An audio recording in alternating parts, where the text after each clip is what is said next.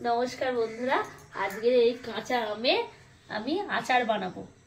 এই আমটা কেটে নেব। এই বন্ধুরা, আমার আম কাটা হয়ে গেছে টক আচার করার জন্য। চটজলদি আচার আজকেরই খেতে পারবেন, কিন্তু রোদে দিতে হবে না। এই প্রসেসটা আমি দেখাবো।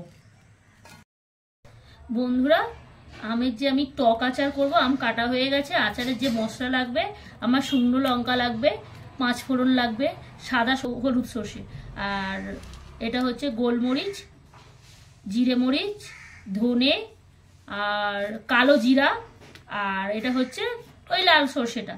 এবার এইগুলো সব কড়াই ভাজতে হবে। এই উপকরণগুলো আমি কড়াই ঢেলে দিচ্ছি, আমি একসঙ্গে এগুলো ভাজবো। এই আমার মশলাগুলো সব কড়াই দিয়ে দিয়েছি, আস্তে আস্তে ভাজবো। এই আমের আচারের মশলা সব আমার ভাজা হয়ে গেছে, মিক্সচারে আমি গুলিয়ে আমের পর্বে আসছি। আমের টক আচার করার জন্য যে যে উপকরণ লাগবে আমি ফোড়ন দেব।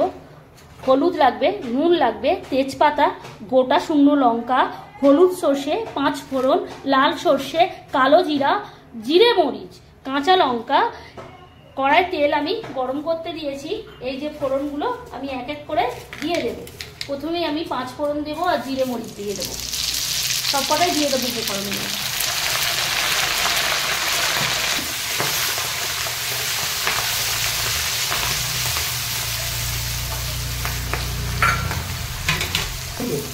হলুদ দিয়ে দিয়েছি, এই নুন দিলাম একটু তেলেতে, একটু লাল লাল করে সেন্ট দিয়ে গেলে তারপরে আমগুলো দিয়ে দেবো।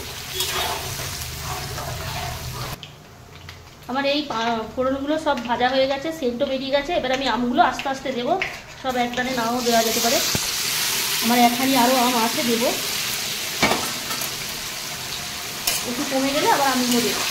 এটা চটজলদি, রোদে না দিলেও হবে। এই আচারটা আজকেরে বানিয়ে আজকেরেও খেতে পারবে। এই নুনগুলো দিয়ে দিলাম। এটা একটু কমে গেলে ফের আমি একখানি আম এতে দেবো। এই একদম আম দিয়ে দিয়েছি। এবার এই হাঁড়ির আমটাও দিয়ে দেবো, দিয়ে নুন দিয়ে দেবো। নুন দিয়ে দিলে তাড়াতাড়ি আমটা কমে যায়। বন্ধুরা, মিক্সচারে এই মশলাগুলো আমার পেস্ট হয়ে গেছে।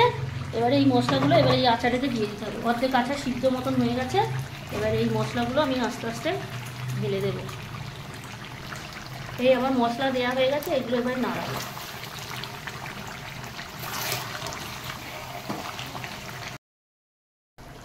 এই বন্ধুরা, আমার টক আচার রেডি হয়ে গেছে।